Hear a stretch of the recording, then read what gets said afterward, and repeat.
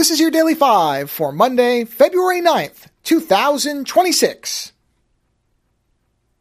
As part of our Black History Month Film Festival celebration, or I should say Commentary Film Festival celebration, one of the movies that we watched is a 2009 film titled Black Dynamite. Now, I looked, and I did talk about this movie 16 years ago, back in 2010, probably right after I'd actually seen it. And I did not do a short review because I don't think the fives existed back then. I want to say I didn't start doing the fives till after that. I'd have to look and confirm that, but there is no 5 for it. There's no short review. So I figured, you know what? Number one, I would not have everybody go back that far because I'm sure the sound quality is not great and the show format may have been a mess. I certainly didn't re-listen to it. So rather than do that, I figured, okay, I'll just do a re-review of it for a short episode and then we'll talk about it on Friday because it is a movie that is worth talking about more than once. Man, I probably haven't watched this movie it hasn't been since the last, probably 6 years. It's probably been 6 years since I saw this. I remember thinking about it and I watched it one night and I thought to myself, and I think the same thing again, this movie, and I think I say this on the commentary at least a few times, when people talk about, okay, what's a modern movie that reminds you of older films? And there's stuff like, obviously, there's the Grindhouse films from Quentin Tarantino and Robert Rodriguez, the Death Proof and Planet Terror, both movies I enjoy. Certainly I love Death Proof, I think a lot more than most people do.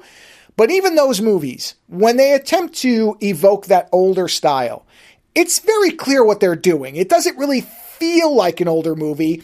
It just feels like a movie that's attempting to pull some of the elements of older movies. Now, I'm not really saying that as a criticism, but nobody would likely be fooled into thinking they were actually watching a movie from that time period. Whereas Black Dynamite, depending on what scenes you're watching, you might legitimately think it's a movie from the late 60s or somewhere in the mid 70s because it is so perfectly made. And I wouldn't even call it a spoof as some people do, because a spoof to me is like Spaceballs, which is a different thing than what Black Dynamite's doing. Spaceballs is making fun of the Star Wars juggernaut in that Mel Brooks style. And don't get me wrong, I love Spaceballs. But Black Dynamite feels like it is simply celebrating these movies and heightening to comedic effect some of the plot lines. We ended up watching this right after 3 the Hard Way, the Jim Brown, Fred Williamson, and Jim Kelly film. And I don't know if there's another film from the time period that was more influential on Black Dynamite. There may have been.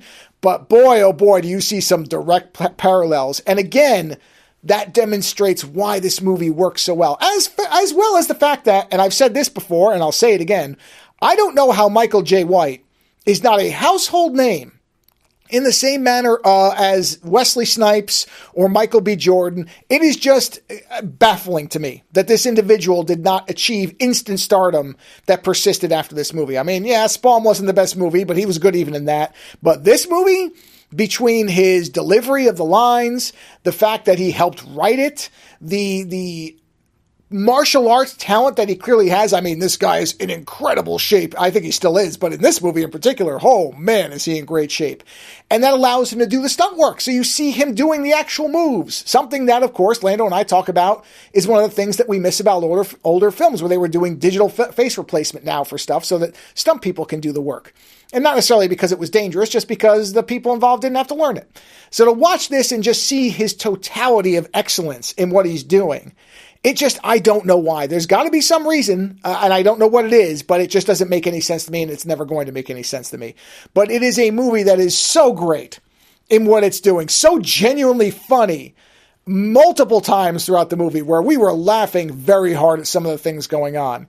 And again, as a movie that is really celebrating a rich genre of film, this is something that I would recommend to basically anybody. The only thing that you can't do is recommend it for kids. At least not till they get a little older, because there's nudity and swearing, so you're not going to want to see that. But outside of that, would I tell anybody to watch this movie? Absolutely. Absolutely anybody should watch this movie because, again, not only for what it does in terms of celebrating this particular style of film, the blaxploitation films of the 70s and early 80s and late 60s in some cases, but Michael J. White is just stupendous. He's just great. So if you've never seen Black Dynamite, do yourself a favor and fix that as soon as possible. Later.